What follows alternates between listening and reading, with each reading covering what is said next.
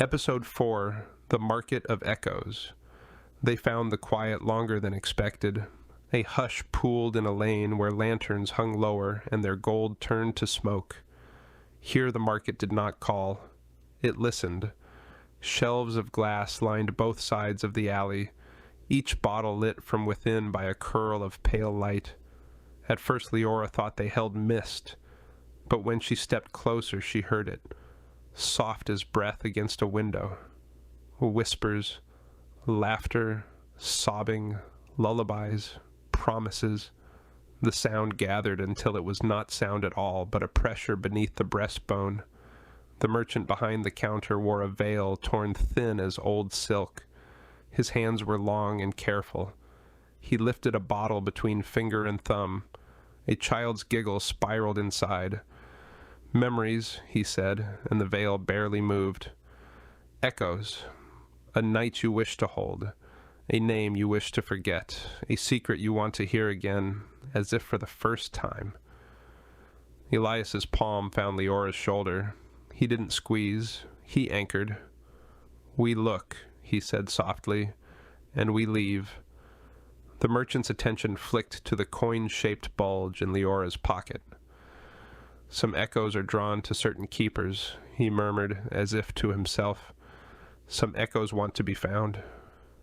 A bottle near Leora's knee trembled. The light inside brightened, and the glass sang. She went still. From that thin throat spilled a voice she knew. Lighter, younger, unafraid. Her voice singing a tune she could almost catch. Her chest hurt with the shape of an absence. "What would it cost?" Leora asked before she could stop the asking. The veil tilted. "A fair trade," the merchant said. "You take a memory, you leave a memory. Perhaps the warmth of a summer morning, the taste of rain on your tongue, the face of someone whose face you trust." He lifted another bottle. The whisper inside it was a sob that ended in a laugh. "Small things, easy things, until they aren't." Elias moved half a step between them. "Not tonight." The merchant did not argue. He arranged his bottles until their lights aligned in a pattern that meant something, and then nothing at all. "The market is patient," he said. "It keeps what it is owed. It will wait until her need is louder than her fear." They left, but the voices followed. In the next lane, where ribbons of silk crawled like eels on their poles, Leora still heard the echo of her younger self, bright and whole.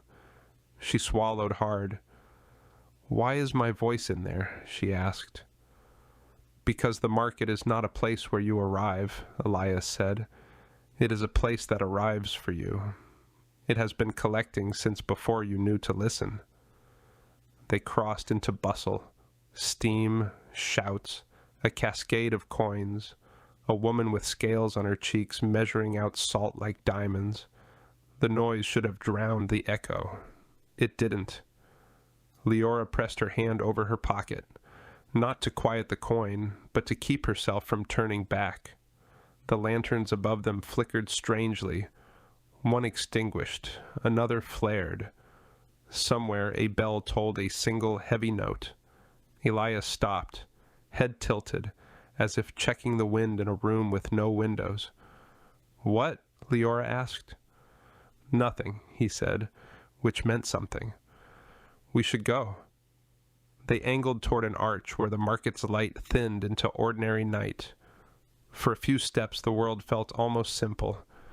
The ache in her feet, the stitch in her side, Aunt Faye's kitchen, imagined warm.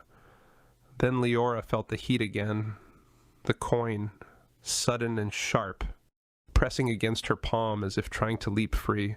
She looked back. The lane they'd left was empty. No bottles, no veil, just shadow, peeling from stone the way bark peels from a tree. Her name moved inside that shadow, softer than a moth's wing. Leora. She did not run. She did not go back. She walked, and the market let her go, far enough to think she had chosen to leave. But she knew better. She had heard herself inside a bottle. The market had spoken in her voice.